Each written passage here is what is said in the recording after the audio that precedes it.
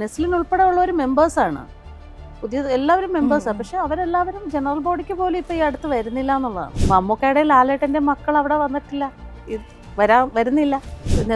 നെസ്ലിനൊക്കെ വരും എന്നാണ് എൻ്റെ അടുത്ത് നമ്മുടെ അടുത്ത് അന്ന് ജനറൽ ബോഡിയിൽ അജു വർഗീസ് സംസാരിച്ചത്. ഈ അമ്മ പോലെ ഒരു സംഘടന ഇന്ത്യയിൽ തന്നെ അറിയപ്പെടുന്ന ഒരു സിനിമാ അസൂയോടുകൂടി എല്ലാവരും തമിഴ്നാട്ടിലൊക്കെ ഇതിനെ ഇമിറ്റേറ്റ് ചെയ്തിട്ടാണ് അവരൊരു സംഘടന രൂപീകരിക്കാനൊക്കെ തയ്യാറായതും ഇപ്പോൾ ഉള്ള സംഘടനയൊക്കെ വളരെ എല്ലാവരും അപ്രിഷ്യേറ്റ് ചെയ്യുന്ന ഒരു സംഘടന ഒരുപാട് നല്ല പ്രവർത്തനങ്ങൾ ചെയ്യുന്നുണ്ട്. ഈ പ്രശ്നങ്ങളുടെ നടുവിൽ ഇല്ലാതായി പോകുന്ന കുറേ കാര്യങ്ങളാണ് അതൊക്കെ. ഈ ചെയ്ത നല്ല പ്രവർത്തികൾ പുറത്തേക്ക് വരുന്നില്ല എന്നുള്ളതൊക്കെ. അപ്പം അങ്ങനെയുള്ള ഒരു സംഘടനയോ ഒരു കോപ്പറേറ്റീവ് സ്ഥാപനമോ അല്ലെങ്കിൽ ഒരു വ്യക്തിയോ കണ്ണിടാനുള്ള സാധ്യത മേ ബി കൂടുതലായിരിക്കാം. അപ്പോൾ അതിന് വഴിയൊരുക്കുന്നത് കൂടുതൽ അപകടകരമാവില്ലേ മലയാള സിനിമയ്ക്ക്? തീർച്ചയായിട്ടും അത് മനസ്സിലാക്കിയത് കൊണ്ടാണല്ലോ അതിൻ്റെ ആവശ്യമില്ല, അങ്ങനെ ഒരു ഫണ്ട് അമ്മയ്ക്ക് ആവശ്യമില്ല എന്ന് ഞാൻ മനസ്സിലാക്കിയത്, ഞാൻ പറഞ്ഞതും ഈ ഭരണസമിതി ഇനി ഇരുന്ന് കഴിഞ്ഞാൽ ഇതൊക്കെ തന്നെ സംഭവിക്കാൻ പോകത്തുള്ളൂ എന്ന് മനസ്സിലാക്കിയത് കൊണ്ടാണ് നമ്മൾ അതിനെ എതിർത്തത്. അമ്മ വർഗീയവൽക്കരിക്കേണ്ട ആവശ്യമില്ല. പിന്നെ കലാകാരന്മാർക്ക് നമ്മുടെ അമ്മയിൽ പ്രത്യേകിച്ച് ഒരു രാഷ്ട്രീയമില്ല, ഒരു മതവും ഇല്ല. എല്ലാവരും വളരെ സ്നേഹത്തോടെ അവരവർക്ക് അവരവരുടെ രാഷ്ട്രീയമുണ്ട്, അത് അമ്മയ്ക്ക് പുറത്താണ്. അമ്മയ്ക്കകത്ത് അത് കൊണ്ടുവരേണ്ട ആവശ്യമില്ല.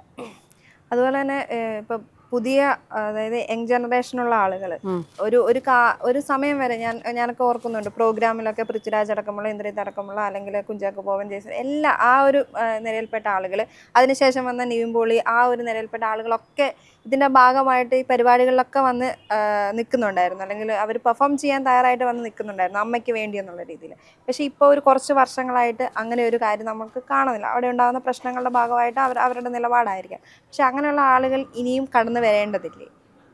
ധ്യാൻ ശ്രീനിവാസനും അജു ഒക്കെ വരണമെന്ന് ചേച്ചി അടക്കമുള്ള പല ആളുകളും പറയുന്നുണ്ട്. ഭരണരംഗത്തേക്ക് തന്നെ വരണമെന്ന് പറയുന്നുണ്ട്.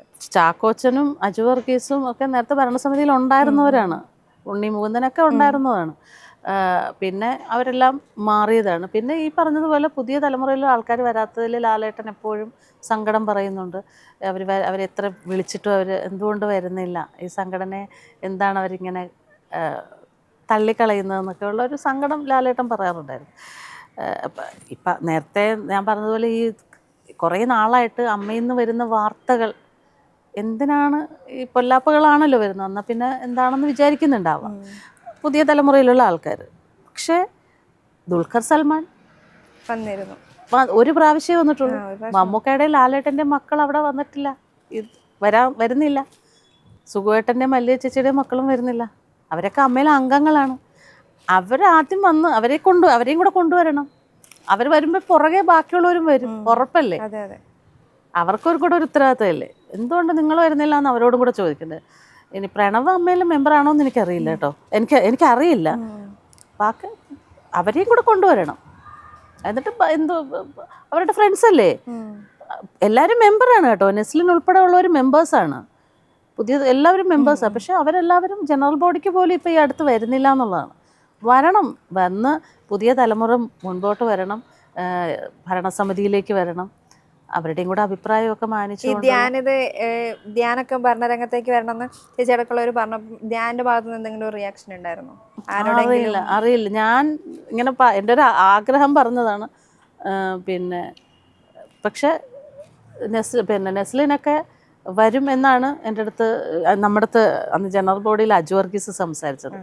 അവരൊക്കെ ഇത്തരം വിഷയങ്ങൾ കിടക്കുന്നതുകൊണ്ടാണ് അവർക്കൊക്കെ വരാനൊരു മടി.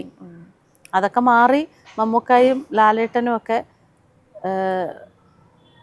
നേതൃത്വത്തിലേക്ക് വന്ന് അവരെയും കൂടെ കൂട്ടിച്ചേർത്തുകൊണ്ട് നല്ല രീതിയിൽ പോകണമെന്നാണ്.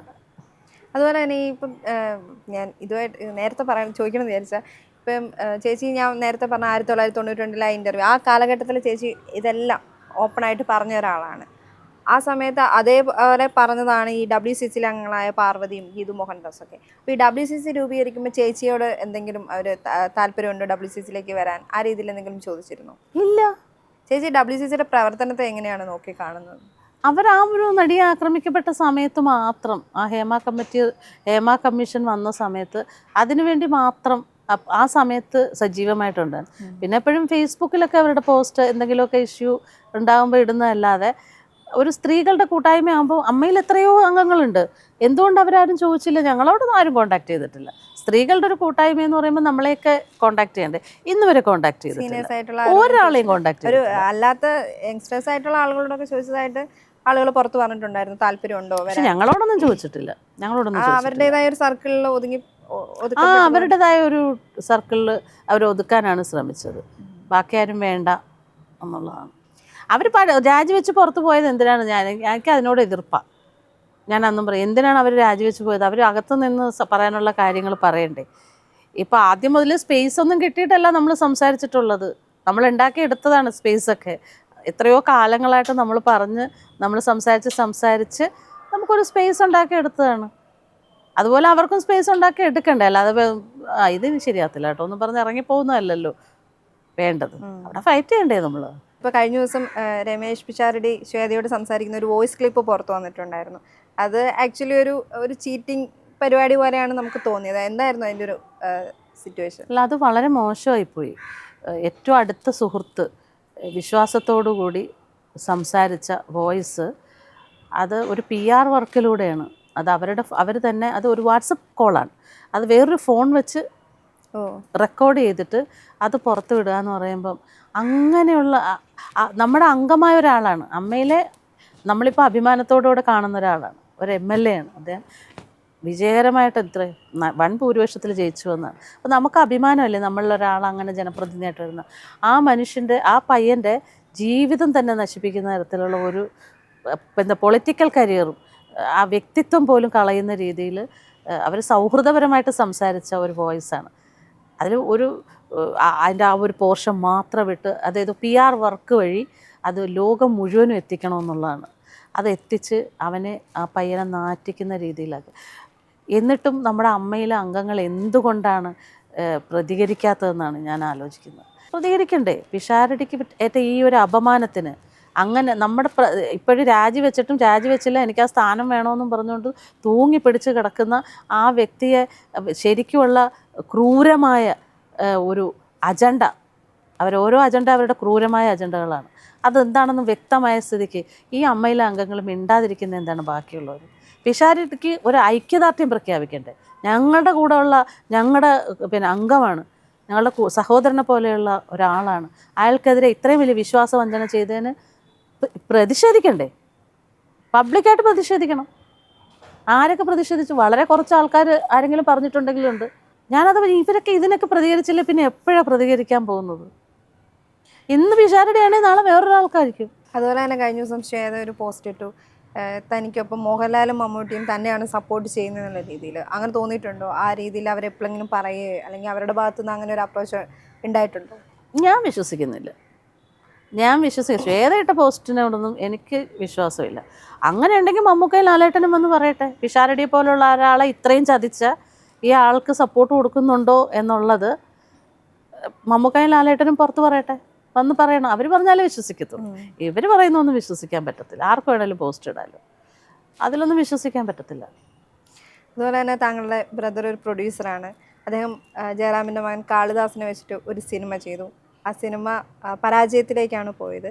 ആ സമയത്ത് ജയറാം ഒപ്പം ഉണ്ടാകും എന്നുള്ളൊരു രീതിയിലുള്ള വാർത്തകളും റിപ്പോർട്ടുകളൊക്കെ ഇപ്പോൾ പുറത്ത് വരുന്നുണ്ട്. എന്താണ് അതിൻ്റെ ഒരു സത്യാവസ്ഥ എന്ന് പറയുന്നത്? 100% സത്യസന്ധമായിട്ടുള്ള കാര്യമാണ്. ജയറാമിനെ വെച്ച് ആടുപുലിയാട്ടം, ജയറാമിനൊരു എൻട്രി മലയാളത്തിലേക്ക് ഉണ്ടാക്കി കൊടുത്തത് ഹസീബാണ്. സൂപ്പർ ഹിറ്റായിട്ട് ഓടിയ പടമാണ്. ഹസീബുമായിട്ട് നല്ല ബന്ധവുമായിരുന്നു ജയറാം എപ്പോഴും വീട്ടിൽ വരും, നിരന്തരം ഫോൺ ചെയ്യും. അവർ ഭയങ്കര കമ്പനിയായിരുന്നു. ജയറാമിൻ്റെ സ്വഭാവമൊക്കെ നമുക്കറിയാം, അതിവിനയവും കാര്യം കാണാൻ വേണ്ടിയിട്ടുള്ള ആളാണെന്നൊക്കെയുള്ള എനിക്ക് വ്യക്തമായിട്ട് അറിയാം. ഫേക്കായിട്ടുള്ള ആളാണ് അത്. ആ കാണിക്കുന്ന വിനയൊന്നും ശരിയല്ല. ഹസീബെ ജയറാമിനെ വിശ്വസിക്കരുതെന്ന് ഹസീബിനോടും ഹസീബിൻ്റെ ഭാര്യയോടും ഞാൻ പല പ്രാവശ്യം പറഞ്ഞിട്ടുള്ള, എനിക്കറിയാം, പലരുടെ അനുഭവം നമുക്കറിയാം. അതുകൊണ്ട് നീ പറഞ്ഞ് മനസ്സിലാക്കണമെന്ന് വൈഫിനോട് ഞാൻ പറഞ്ഞിട്ടുള്ള, ഹസീബിനോട് പറഞ്ഞിട്ടുള്ള, എൻ്റെ ഭർത്താവ് പറഞ്ഞിട്ടുണ്ട്, എൻ്റെ ഇളയനിയും പറഞ്ഞിട്ടുണ്ട്, സകല ആൾക്കാരും പറഞ്ഞിട്ടുണ്ട്. പക്ഷെ അവൻ അന്ധമായിട്ട് ജയറാമിനെ വിശ്വസിച്ചു. കാളിദാസൻ്റെ സിനിമ വേറെ ആരോ ചെയ്ത പടമാണ്. അത് അവരിട്ടിട്ട് പോയതാണ്, തുടങ്ങുന്നതിന് മുമ്പ് ഇട്ടിട്ട് പോയത്. അത് ഹസീബിൻ്റെ തലയിൽ വെച്ച് കൊടുത്തു. എന്നിട്ട് പറഞ്ഞു, ഞാനുണ്ട്, തട്ടുകേട് വന്നാൽ ഞാനുണ്ടെന്ന് പറഞ്ഞിട്ട് അതിൻ്റെ പരിഹാരം ഞാൻ ഉണ്ടാക്കി തരും, തന്നിരിക്കുമെന്ന് വാക്ക് കൊടുത്തിട്ടാണ് ഹസീബ് ആ പ്രോജക്റ്റിന് വേണ്ടി ഇറങ്ങിയത്. അത് പഞ്ചാബിൽ ഹൈദരാബാദ് പിന്നെ ഫിലിം സിറ്റിയിലൊക്കെ ഷൂട്ട് ചെയ്തതാണ്. ഒരുപാട് പൈസ മുടക്കി ചെയ്ത സിനിമയാണ്. പഞ്ചാബിൽ പോയിട്ട് വന്നപ്പോൾ തന്നെ എൻ്റെ ഭർത്താവ് എൻ്റെ ഇളയ ബ്രദറും പറഞ്ഞു, നസീബെ പോയ പൈസ പോയി, ഇതിന് മുമ്പോട്ട് പോകരുത്, അത് വിട്ടേക്കെന്ന് പറഞ്ഞിട്ടും ജയറാമേട്ടനോട് ഞാനൊരു വാക്കോ, ജയറാമേട്ടൻ എൻ്റെ കൂടെ ഉണ്ട്, എനിക്ക് ജയറാമേട്ടൻ ധൈര്യം തന്നിട്ടുണ്ടെന്ന് പറഞ്ഞാണ് ആ പടം പൂർത്തിയാക്കി. വലിയ ബഡ്ജറ്റിൽ ചെയ്ത സിനിമ ഫ്ലോപ്പായിപ്പോയി. സാമ്പത്തിക ബാധ്യതകൾ വന്നു, അവൻ മാനസികമായിട്ട് തകർന്നു. പിന്നീട് അവന് സ്ട്രോക്ക് വന്ന് അവൻ മരണത്തിൽ നിന്നാണ് രക്ഷപ്പെട്ടു വന്നത്. കീഹോൾ സർജറിയൊക്കെ ചെയ്യേണ്ടി വന്നു. അതെല്ലാം മലയാള സിനിമയിൽ എല്ലാവർക്കും അറിയാം. പക്ഷേ ജയറാം മാത്രം അറിഞ്ഞിട്ടില്ല. ജയറാം മാത്രം ആ കാര്യം അറിഞ്ഞിട്ടില്ല. ബാക്കിയുള്ള സകല ആൾക്കാരും അറിഞ്ഞിട്ടുണ്ട്. നിരന്തരം ജയറാം വിളിച്ചുകൊണ്ടിരിക്കുന്ന ആളാണ്. ഈ പടം ഫ്ലോപ്പായിട്ട് പോലും ഹസീബിനെ വിളിച്ചിട്ട് എന്താണെന്ന് ചോദിച്ചിട്ടില്ല. എന്താണ് അന്നും ചോദിച്ചിട്ടില്ല. പിന്നീട് മകളുടെ കല്യാണത്തിനാണ് വിളിക്കുന്നത്. എത്രയോ 2-3 വർഷത്തിന് ശേഷം വിളിച്ചപ്പോൾ ഹസീബിന് സംസാരത്തിൽ ഈ പറയുന്ന കാര്യങ്ങൾ പറയുന്നതായിരിക്കത്തില്ല പുറത്തോട്ട് വരുന്നത്, അവൻ ഉദ്ദേശിക്കുന്ന കാര്യമായിരിക്കത്തില്ല പറയുന്നത്. അങ്ങനെ കുറച്ച് കുഴപ്പങ്ങളുള്ള സമയത്ത് ജയറാം വിളിച്ചപ്പോൾ ആണ് ജയറാം അയ്യോ എന്ത് പറ്റി എന്ന് ചോദിച്ചു. അങ്ങനെ വോയിസ് മെസ്സേജ്, ഹസീബിന് സംസാരിക്കാൻ പറ്റുന്നില്ല, വൈഫാണ് സംസാരിക്കാൻ, ഹസീബിന് വോയിസ്, ആ വോയിസ് ക്ലിപ്പ് എൻ്റെ കയ്യിലും ഉണ്ട്.